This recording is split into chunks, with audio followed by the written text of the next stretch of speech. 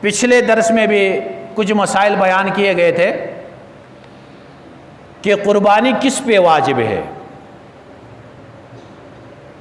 قربانی کے وجوب کے لیے پہلا وہ شخص جو صاحب نصاب ہو،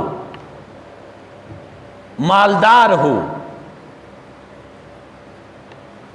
مسلمان ہو، عاقل ہو، بالغ ہو، آزاد ہو، مقیم ہو اور صاحب نصاب۔ اب یہ نصاب کتنی مقدار ہے؟ نصاب میں کون سی چیزیں آتی ہیں؟ نصاب میں 5 چیزیں ہیں۔ سب سے پہلے سونا ہے۔ اگر کسی بندے کے پاس 7.5 تولہ سونا ہے، جس شکل میں بھی ہے، زیورات کی شکل میں اور یا برتنوں کی شکل میں 7.5 تولے کے مقدار تک ہیں تو وہ صاحب نصاب۔ اگر کسی کے پاس چاندی ہے اور 52.5 تولہ کے مقدار میں ہے، وہ صاحب نصاب۔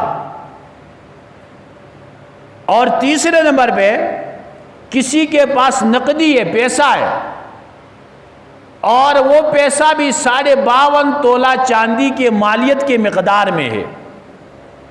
آج کل کے حساب سے تقریباً 85-90 ہزار تک اس کی مالیت بنتی ہے۔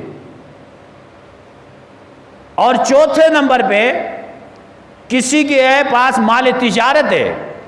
مال تجارت اس مال کو کہتے ہیں جو آگے فروخت کرنے کی نیت سے خریدا ہو۔ اگر مال تجارت کسی کے پاس ہے تو وہ بھی صاحب نصاب۔ اور 5ویں نمبر پہ ضرورت سے زیادہ، اپنے حاجت سے زیادہ جو بھی چیز اگر 52.5 تولہ چاندی کی مالیت تک ہے تو وہ صاحب نصاب ہے۔ اب ضرورت کی چیزیں کیا ہیں؟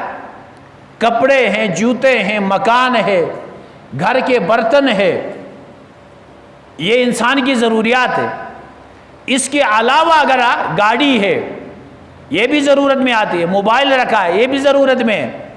لیکن ایک بندے نے 2 گاڑیاں رکھی، ایک گاڑی تو اس کی ضرورت استعمال میں آتی ہے، دوسری استعمال نہیں کر رہا تو وہ صاحب نصاب ہے۔ اور اس طرح مکان ہے، 2 مکان ہیں یا اس سے زیادہ ہے، ایک میں رہ رہا ہے، بعض مکانات کرائے پہ دیے ہوئے ہیں۔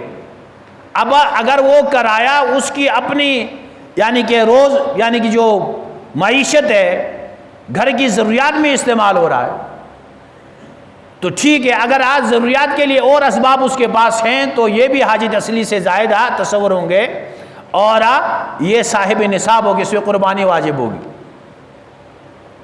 فقہا نے لکھا ایک بندہ کھیتی باڑی والا ہے، 2 بیل اس نے رکھے ہیں تو یہ اس کی حاجت اصلی ہے، کیونکہ کھیتی باڑی کے لیے 2 بیلوں کی ضرورت ہوتی ہے۔ اگر تیسرا بیل اس کے پاس آیا، اب یہ تیسرا اس کی حاجت اصلی سے زیادہ ہے، لہٰذا اس پہ قربانی واجب ہو جائے گی۔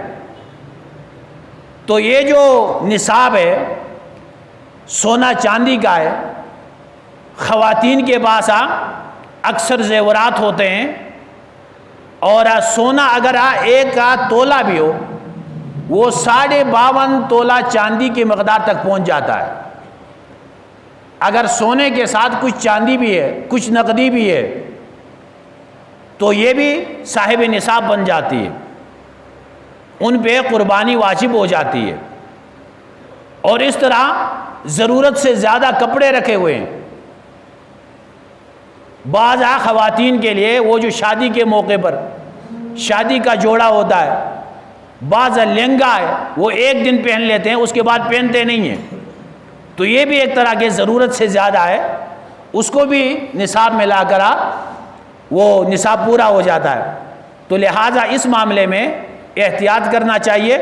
زیورات جس شکل میں بھی ہے، استعمال میں ہے، نہیں ہے، تو وہ نصاب میں شامل ہوتے ہیں۔ ایک بندہ اپنی قربانی نہیں کرتا اور والدین اور حضور صلی اللہ علیہ وسلم کی قربانی کرتا ہے، یہ کیسا ہے؟ اگر اس بندے پہ واجب ہے قربانی تو والدین کی قربانی کرنا اور آپ صلی اللہ علیہ وسلم کے لیے قربانی کرنا یہ جائز نہیں ہے، بلکہ وہ اپنے ذمے جو واجب ہے اسے ادا کرے۔ ویسے ایک بندہ اپنی واجب کی ادائیگی کے بعد اگر اپنے والدین کے لیے قربانی کر رہا ہے ثواب کے لیے تو بہترین ذریعہ ہے۔ آپ صلی اللہ علیہ وسلم کے لیے قربانی کر رہا ہے، یہ بہترین محبت اور عقیدت کا اظہار ہے اور اسے بہت بڑا اجر بھی ملتا ہے، لیکن اس کے بارے میں پوچھ نہیں ہوگی۔ کل قیامت کے دن یہ پوچھ نہیں ہوگی کہ آپ نے والدین کی قربانی کیوں نہیں کی، اور یہ پوچھ نہیں ہوگی کہ آپ صلی اللہ علیہ وسلم کی قربانی کیوں نہیں کی۔ اگر آپ بندے پہ واجب خود ادا نہیں کی ہے تو اس سے یہ پوچھ ضرور ہوگی کہ تم نے قربانی کیوں نہیں کی۔ اس لیے اپنی اگر واجب ہے تو اپنی قربانی کرنا یہ ضروری ہے۔ ایک آدمی مقروض ہونے کے باوجود دوسروں سے قرض لے کر قربانی کرتا ہے، اس کا کیا حکم ہے؟ ایسے بندے کو بھی قربانی نہیں کرنا چاہیے، کیونکہ قربانی تو اس پہ واجب ہے نہیں، مقروض ہے، لوگوں کے قرض دینے واجب ہیں تو وہ قرض ادا کرے۔